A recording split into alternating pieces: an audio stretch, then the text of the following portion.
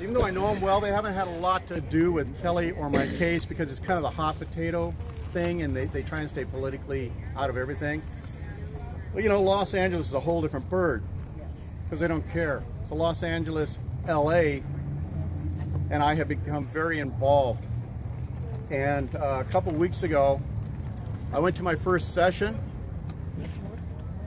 to where I am mentoring instructors to teach and instruct the LA County Sheriff's deputies and the LAPD officers on how to approach and talk with the mentally ill and the homeless.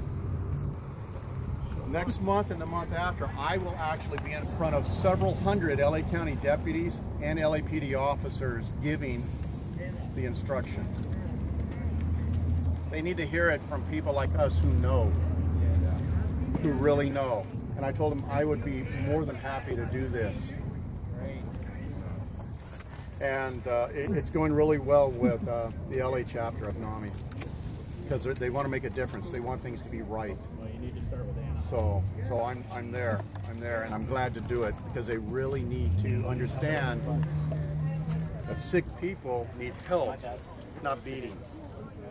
Like the sign says, and I still have it, Kelly needed hugs, not thugs. And these officers need to understand that. So I forgot to mention that a while ago, but yeah, for all those people, yeah, he hates cops and blah, blah, blah. No, you already know that's not true.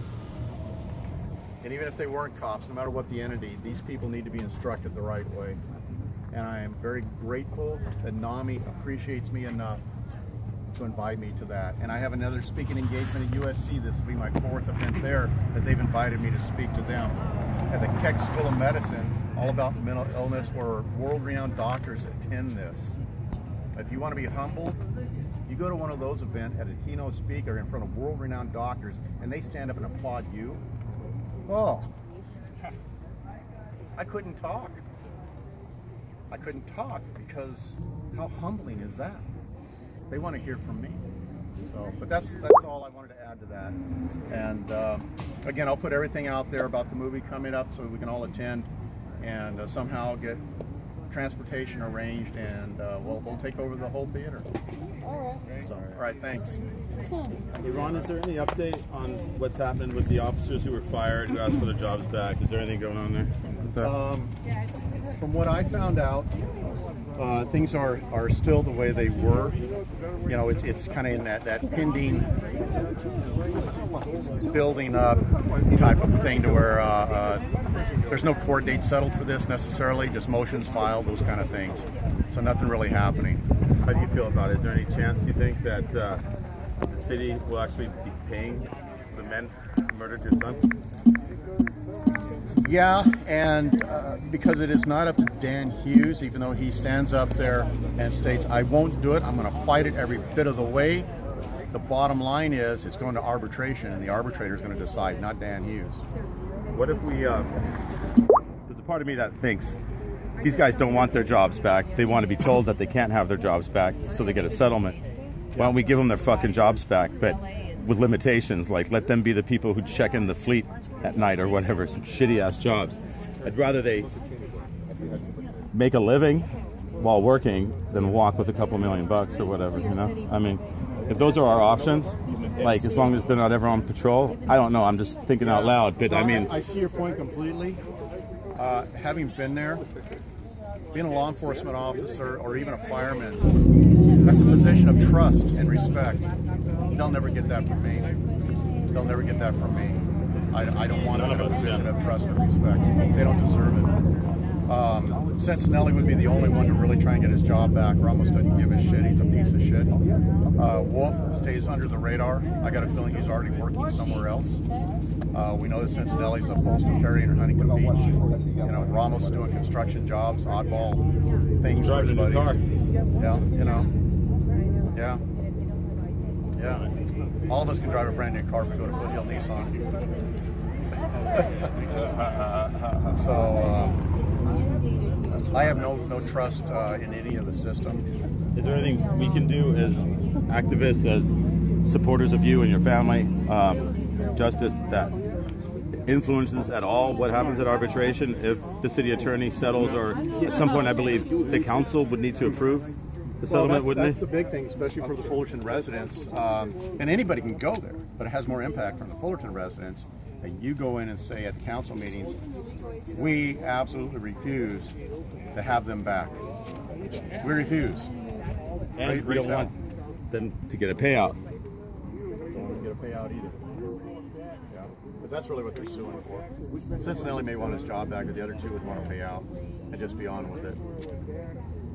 Because I honestly think that if it comes down to people finding out that the city's settling with the victim's family, or there's a, you know, some money's already been settled with the family, and now we're also settling with the people that killed Kelly, I think people that may not have a lot of compassion for the homeless, but just taxpayers, are not going to like that at all, you know, and this whole thing might blow up on them, and maybe they need to know that their chances are better in court in terms of their risk than doing what they think is easy and then revitalizing all of us again, having protests again, Fuck you yeah. know, being in their face again. But you know what? That might be what has to happen.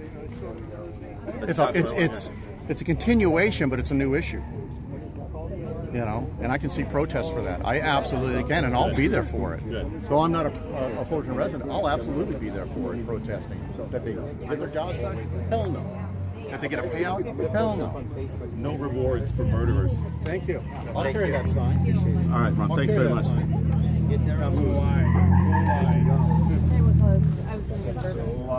Well, that's political suicide.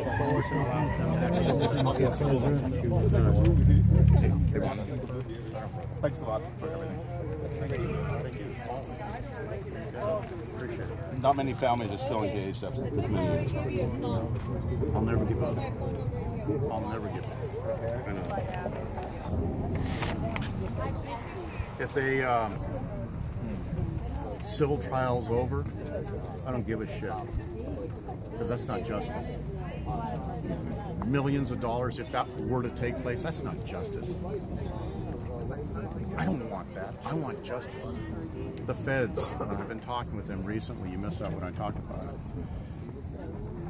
They still may charge, they may not. They haven't decided yet. After 4 years, it doesn't seem likely, but I think they're waiting on evidence that'll come out in the civil case. And I think more that happens nationally on these types of issues.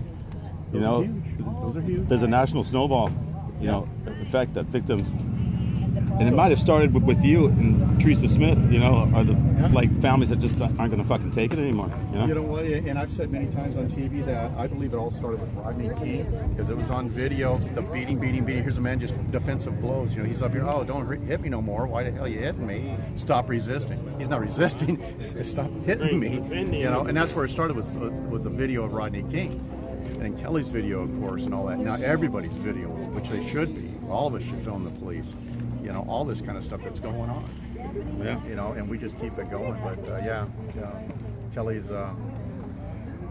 video with the audio, the whole case. Kelly's army pushed it, made it happen. There's hundreds of people that are dormant, but they're not out of it. You know, they just need a reason to come back, and they need to know that. Yeah, absolutely. All right, brother. Thanks again. Thank you. You were speaking about helping the homeless. I'll wait till you befriend me again. That sounds like a setup. We're friends again. Okay, whatever. There's so much going on with Marcy, and she's up to one of my buddy's place, and she, you know, he's got like, you know, a little one bedroom, so she gets one room, he gets one room, and they cool. And I was just thank you, Miss Thomas. You can mix them with the Kool-Aid packets. Yeah. And make Kool-Aid.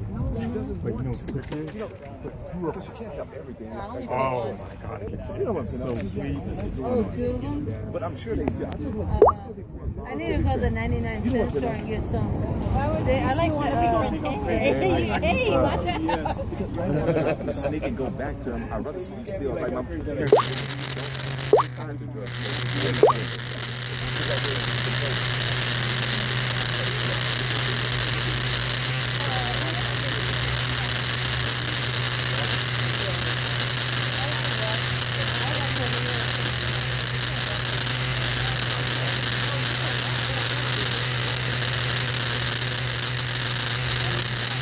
podcast.